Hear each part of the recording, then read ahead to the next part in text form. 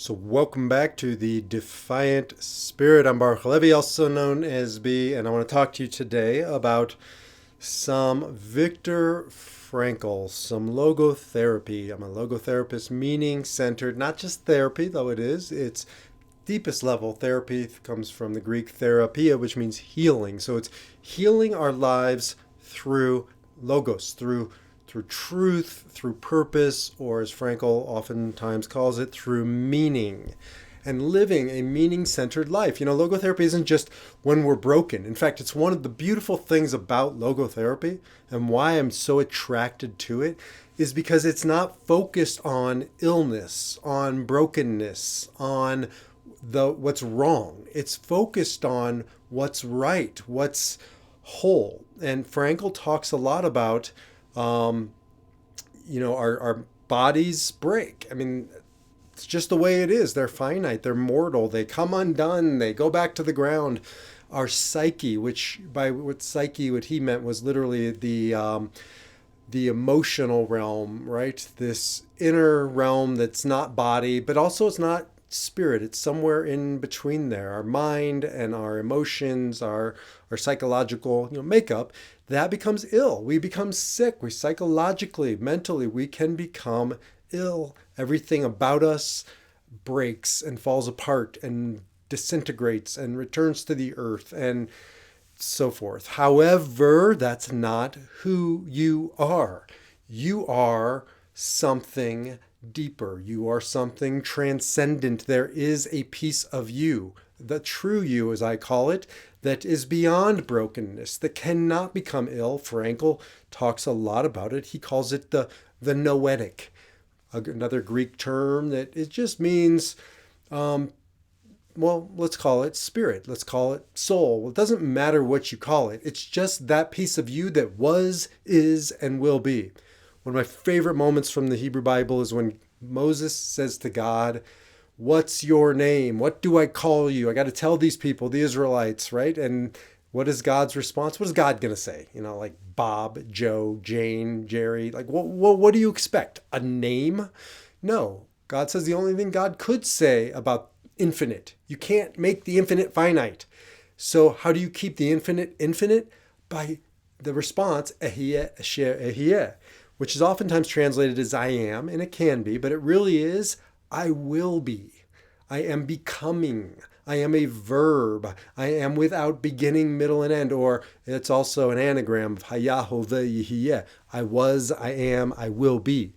But whatever it is, it's transcendent. And so are you and I. Parts of us, pieces of us, the nuos, the spirit. And it's that place we have to get to go to when we are facing what I call life's T's, transitions, tests, trials, traumas, tragedies. That's where we go to draw our strength, to draw our power, to transcend the circumstances. That's logotherapy in a nutshell, to tap into that place, to that space, to that spirit, to transcend whatever circumstances life's presenting to you, even death. We can defy death. How? By tapping into that place and not allowing death to take our power, knowing that our true power resides in a place that no one and nothing can touch, not even death, nothing outside of us. So this is the journey of life. And I just read a book. I want to talk about this book that is based on Viktor Frankl. Lots and lots of books are based on Viktor Frankl, not just his books, but lots of people have taken it. And if you're looking online, then you can see I'm holding up a book. And if you can't, I'm just going to tell you everything you need to know. It's called Hero on a Mission by Donald Miller. Donald Miller is a pretty well-known author. This is a really written book. And he says over and over again, many influences like we all do, but his major influence was Viktor Frankl to write this book, I think in life, but also to write this book. So thank you, Donald, for bringing Dr. Frankl's message of the defiant power of the human spirit to life. And he does it in a specific way. He's not a logotherapist. He's not, I don't think he's all that versed in logotherapy. He references it a few times, but that's not really his shtick. It's to take this idea of the defiant power of the human spirit and to see it through the lens of the hero's journey. Obviously, Donald Miller didn't make up the hero's journey. Nobody made up the hero's journey. It's a thing. It's been around since the beginning of time. If you look at ancient writings, they're built around the hero's journey. If you look at all cinema, good cinema, or books, novels, it's built around the hero's journey. And the hero's journey is something that we all make, because what he talks about in here, and what I want to share with you, and why this book is so great, is because it reminds us that you don't have to go watch Star Wars or whatever the latest film is, or read the latest, greatest book to experience the hero's journey. All you got to do is wake up in the morning and you are on your hero's journey. And all hero's journeys go through similar stages. I'm not getting into the hero's journey today. It's been made famous by Joseph Campbell and many others, and you can just Google it and find some great things on the hero's journey. It's really interesting. But why I'm talking about this is because he reminds us, what Frankl and logotherapy remind us, that we have a choice on this journey. We don't have a choice about the stages. They are what they are. We don't have a choice about the circumstances. They are beyond our control. All circumstances, by the way, are beyond our control. You don't control anything outside of you. You can prepare for it. You can, think about it. You can plan for it. But at the end of the day, anything and everything outside of you is beyond, by definition, beyond your control. But you have agency, and that's one of the big things in this book. You have the power to choose your response. As Frankl said, either we're living in reaction, unconscious, or on autopilot, or victims of our circumstances, right? They decide how we are going to behave, how we are going to think, how we are going to feel. We are not choosing if we are in reaction. However, we can take back our power to choose our response. So Donald Miller talks a lot about that and how it's not a linear journey, right? You don't make the choice, become responsible, or as Frankl says, able to choose your response, and it's a one and done. And now I live in response. No, it is a constant journey over our lifetime, over our daytime. In the course of a day, we probably play all the parts that Donald Miller gets into, because what he says ultimately is that there are only 4 parts to play. There are on the hero's journey. And we play all of them. If you watch Star Wars, you see them all played out in different characters, but that's fiction. And in nonfiction and in our lives, we play out all parts. So what are the 4 parts? And that's why this book is really so great, is because it's just succinct, it's straightforward, and it's kind of this through thread, this common thread throughout the book.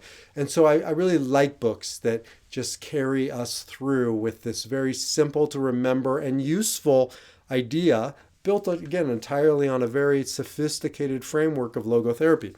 But there are 4 parts. What are the 4 parts? You're either a victim, you're a villain, you're the hero, or you transcend all of that and you become the guide. So you look at, let's say Star Wars, because I referenced that. In the movie, there's many of each of those, but let's just take the obvious victim, or an obvious victim. If you watch in there, well, I don't know if there's an obvious victim in there, but certainly Luke Skywalker is a victim when we meet him at the beginning. His circumstances dictate if he's going to be able to go off into the world and become the Jedi that he wants to. But he feels powerless and his circumstances are beyond his control. And there's a lot of whining in the young Luke days. But another victim is, how about C-3PO? I mean, he's just this neurotic-y, everything happens to him and he's constantly in reaction mode. So there's lots of victim in that, lots of victims. But then you have villains, lots of villains. But the quintessential one, the obvious one, is Darth Vader, right? Bad, who has allowed his circumstances to turn him into the opposite of a victim. Obviously, a victim, things happen to him or her and they react. Well, a villain is no different. They're still in reaction. They're just doing things but they're not choosing their response. So if you look at Darth Vader as an example, he had horrible circumstances, and we find out later in the backstory all kinds of hurts and betrayals, and he allows that to harden him and to turn him into a villain. But at the end of the day, victim and villain is just the opposite ends of a spectrum, but they're both victims, right? They're both in reaction. Sorry, that's what I meant. They're both in reaction. Neither one of them is controlling their destiny. So, people think when they're in that villain mode, they're actually, they're bad, but at least they're in control. But they're not in control. They're not choosing their response. I use the example all the time, but I once remember being cut off in traffic, and I was just out of control, and I flipped the person off next to me, and then I find out I know that person. It was like horrifying. And I just remember feeling like I'm just a villain here. It's not different than a victim, just different energy. It's more of an output. Victim is more of an input, but they're both reacting to circumstances and just going about it in a fearful way. And that's really what victim and villain have in common. They're both afraid. In the Enneagram language, Enneagram 6 is really the quintessential victim. They can also be incredibly heroic. I think they're the hero too, but they got to work through it. So on one extreme of the Enneagram 6, the loyalist is this poor me, this victim, this fearful reaction to the world. But then the other extreme of a 6, so that's the phobic 6, the counterphobic 6 looks like a tough guy, a tough gal. They look fierce, but they're just angry, and like a Putin type is probably a counterphobic 6. But you also have like Mel Gibson and lots of the tough guy movie cinema stuff, but they're really just villains. They're just victims that are taking their fear and they're dumping it on other people. So they're not in control. They're not responsive. They're simply victims of a different sort. And victims and villains live constantly determining who they are based on what's happening to them. And that gets us into the hero. The hero doesn't live in reaction. She is the person who takes back her power, places her center of control not out there, but inside of her. Donald Miller talks a lot about it in this book. I'm trying to remember what he calls it. It was very succinct the way he said it, but it was agency, right? She accepts their agency, and so puts the focus, their focal point on themselves, not on other people and not on other things and not on circumstances. And that's really the definition of what it means to be a hero. A hero isn't somebody who is fearless, like running into a burning building to save children.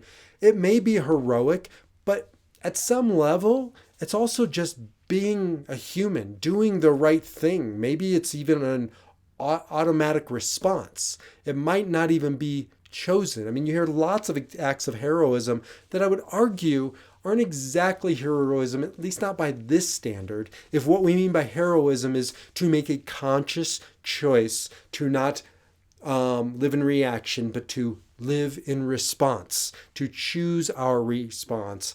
And that can be a very different thing than just running headlong into a burning building. So agency, which is the thesis of logotherapy. He even says it. It's the thesis of Viktor Frankl. It's why Man's Search for Meaning is so powerful, because you read in the most horrific of circumstances, the darkest of days, and yet this is a man who doesn't allow his circumstances to dictate his response. Now, he lost everything. Frankl lost everything. He didn't lose it. It was taken from him. His wife, his unborn child, his parents, his brother, his family, his friends, his profession, his manuscript, his hair off of his body. As he says, he was reduced to his naked existence. And yet he said that this is the last of human freedoms, to choose one's attitude in any given set of circumstances, to choose one's own way. That is agency. That is power, and that is what it means to be a hero. To write your own story, which is what Donald Miller does a great job of doing, of framing it around the hero's journey, which is a story. And it's not a story that's happening to you, because if it is, you're a victim or you're a villain. It's a story of your own creation, of your own design, a story where you are the author. And that's the power of this book, of this idea, the hero's journey, and of the message of Viktor Frankl and logotherapy, that nobody gets to write your story for you. Only you can author it. And so when you realize that, you realize you get to decide how this thing turns out. I can't tell you if, you'll get married again, or you get married for the first time, or who you'll lose or when you'll lose them, or if you'll make it in showbiz or whatever it is you set your heart upon and you set out to do. That I can't tell you, and you can't tell you. All you can do is write constantly your story of your response to whatever the circumstances may be. And you'll say to me, B, but how do I respond if I end up like Tuesdays with Maury, where he goes down this path of ALS? And this is fresh on my mind because I was just counseling somebody who's facing ALS. They're in the very, very early stages, but they were treating it understandably, no judgment, like a death sentence. And the truth of the matter is, we all have a death sentence. Ain't none of us getting out of this alive. Now, I don't want to diminish the difference between what they're facing and what I'm facing, because God willing, my death sentence has another 20 to 40 years to play out. Probably not, but I hope it does. Their death sentence is certainly much more imminent. But either, Frankl says, either life is meaningful or it's meaningless. It's not meaningful because of the quantity of time. So you can't say, well, my life is meaningful because I have another 20 years, but theirs isn't because they only have another 20 days. It is either or it is not meaningful. And I believe it is meaningful. They believe it is meaningful. So our conversation was, okay, well, what's yours to own? How do you author the next 20 days or 20 months or whatever long it is? How do you author it? And we talked about, you can't change. I mean, you can do what you can within your health and eating well and exercising and doing mental exercises. At the end of the day, that is only buying time for any of us, for all of us. As Dennis Prager used to say on his radio show, public service announcement. This just in from the government. Research says no matter how much you jog, no matter how much tofu you'll eat, you'll still die. And people in California, where it was broadcast, probably were taken aback because they just thought if they jog forever, they'll live forever. You'll still die. This person with ALS is still going to die. But what do they have the power to do? To utilize this time, to write those letters that they won't be able to write, to say those words that they may not be able to even speak. And when that time comes and their body starts to shut down and their mind is still active, to have a game plan, to go into the silence with mantras and meditations and conviction. And we've been working a lot on their why, right? As Frankl says, quoting Nietzsche, she who has a why can endure anyhow. And so we're literally articulating their why, because I've shared with them that I say my why 2 to 3 times a day as my mantra, as my prayer. And I will say this if I, God forbid, end up with ALS and I can't speak and I have to lie there 24/7, I will be just repeating my mantra until the day that my body finally gives out and my soul ascends. And that's at least what I think I'll do. Who knows when life tests you? But the bottom line is taking back your power to decide what's yours in any given set of circumstances. It's not just in good circumstances. It's not just in bearable circumstances. It's also in the unbearable circumstances where our body can't bear it and our mind may not be able to bear it, but our soul, the nous within us, is always whole, always invincible. And that's the place we have to tap into, the defiant power of the human spirit. And that's the work of the hero's journey. So if you want to read a great book on it, Donald Miller talks just in very layman's terms about how to do that in very pragmatic, practical ways. And then the last piece, because usually we end there. The hero's journey the pinnacle. It's not the pinnacle. This is where Abraham Maslow and Viktor Frankl parted ways. Because Abraham Maslow's, that hierarchy of needs, what's the top need? I've talked about it many times. Self-actualization. A great place to get to become the hero of your story, to choose your response, not be the victim and not be the villain, but it's not the pinnacle. It's not the end. And according to this great book, and according to Frankl, there's one more step along the way. And what Donald Miller calls it is, in every movie, in every story, the next level up, where the hero becomes the guide, or you can call it the mentor, the master, whatever it might be. Yoda in Star Wars, right? Or Obi-Wan Kenobi.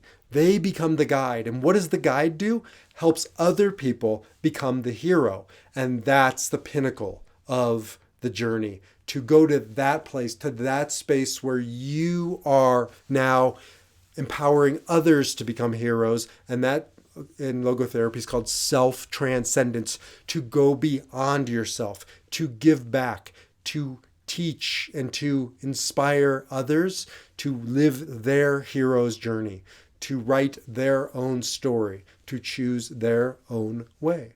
And that's the place we should all be aspiring to in this lifetime. And we can get there if we do this work of no longer living like the victim and rejecting the villain and standing guard against that in ourselves, and going into that place of heroism, of true heroism, of becoming conscious, responsible, able to choose our response and living our life from that place. You get to a point in time when you just want to, you need to, and you have to give back, to transcend yourself, ironically, to get to the highest version of yourself.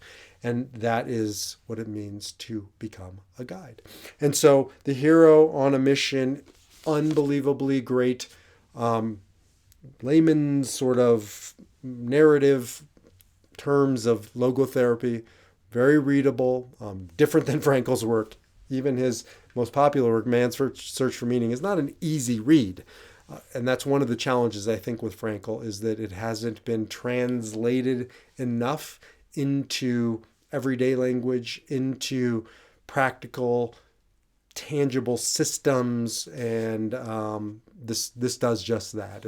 And there's more and more happening around logotherapy and Frankl every day to do what Donald Miller has done so masterfully. So I encourage you to read this book, but most of all to live these principles. Whether or not you read the book, not as important as you defy your victim, you defy the villain, you take back your power to choose your response as a hero, and then you eventually learn how to give back, to become a mentor, to become a guide. If you'd like to learn more about all things Viktor Frankl and the forthcoming Meaning Academy, the Viktor Frankl Meaning Academy that I am now embarking upon with my good friend and logo master, Dan Franz, Dr. Dan, and then another friend of mine who is also a logo master, and that is Dr. Elise Cortez. And the three of us are right now putting together the Viktor Frankl Meaning Academy to do things like what Donald Miller has done so beautifully,